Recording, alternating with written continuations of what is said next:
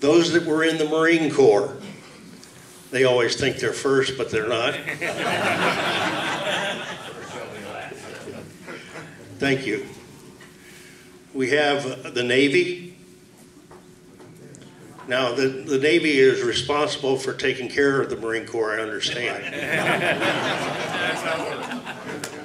How about the Air Force? Okay.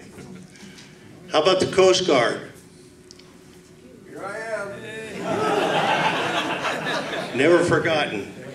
Well, they're a little bit too young yet, so we don't have any of the Space Force here, so we'll have to wait for another reunion. The role of the United States in Vietnam War began after World War II and escalated to full complement during the Vietnam War from 1955 to 1973. Eventually, U.S. missions were carried out at more consistent rate by sending an increasing amount of military assistance from the United States. As you know, we started out supposedly as assistants. We eventually became the fighting force. Interestingly,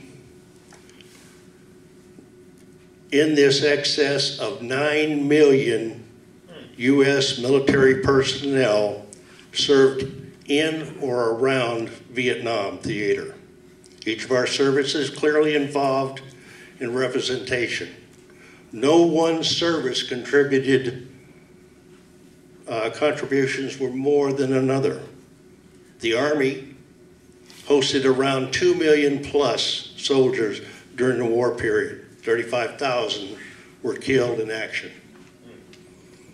The Marine Corps had about 500,000 Marines on the ground, of which 14,000 were killed in action. The Navy had over 1 million sailors involved at various stations, on ships at sea, in the air war, and in the rivers. 2,500 plus were killed in action. The U.S. Air Force. It's very difficult to identify how many personnel were involved in country. Around the theater, the air bases from the PI, Philippine Islands, for those of us that never got to be there, Thailand, and various other areas. Clearly, the number is in excess of 1 million, with 2,580 airmen are listed as killed in action. Per capita, there is no larger or smaller contribution to the war effort. The U.S. Coast Guard made a huge contribution in securing our ports, offshore operations, and the like, as they provided in excess of 8,000 Coast Guardsmen in country, of which 7 were killed. No large or no small contribution. We, that band of brothers, know this to be true. For your information, the Army, we know the Army was in Vietnam as early as 1954, providing both advisory and logistic support. Over the years, the involvement of the Army, the largest number of support on the ground in combat operations in Vietnam War. This, of course, was just because of the mission.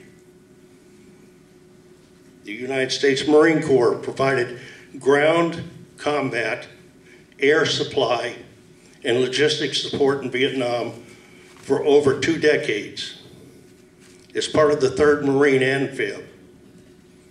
Initially in Vietnam as advisors, the Marine Force grew due to the need to protect the air base at Da Nang.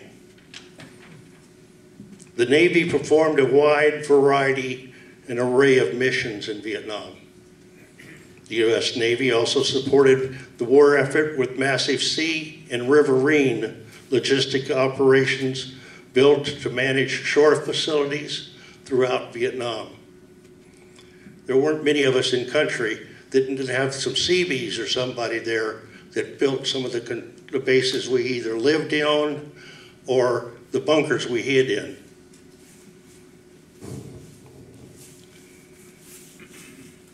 The Navy also provided an extensive medical support, which many of us don't really realize.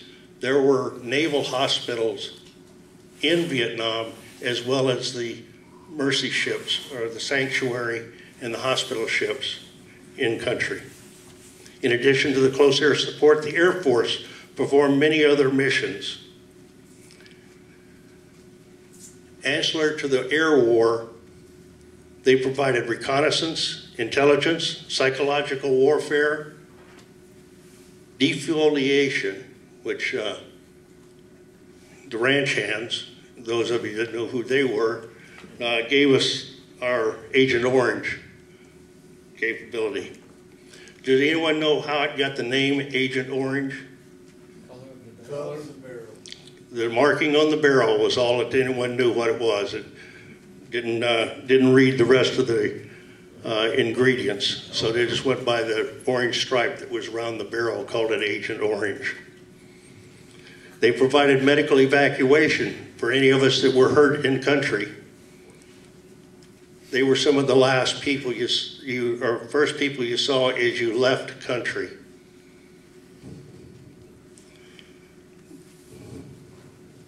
The Coast Guard, they played a vital role. Most people don't know what the Coast Guard did in Vietnam. In Southeast Asia, they remained mainly the unknown. In early '67, the Navy requested the Coast Guard provide 5 high-endurance cutters for duty on naval coastal surveillance force. Interestingly, changing subject here, interestingly, the total forces of military personnel cited as 9 million. 9 million that served on active duty during the Vietnam era from August 5, 1964 to May 7, 1975. 8,744,000 GIs were on active duty during the war. That August 5, 1964 through March 28, 73. 2,709,918 Americans served in Vietnam. Remember that number, 2,709,918 Americans served in Vietnam. The number represents 9.7% of their generation. As generations of U.S. veterans disappear after each of our wars, the Vietnam era veteran is no different. According to the Department of Defense Veterans Affairs, there are approximately 610,000 actual Vietnam veterans alive today. 610,000. We're fading away. We all know the statistical counts. In excess of 58,000 of our brothers and sisters were killed in action. In excess of 24,000 still unaccounted for.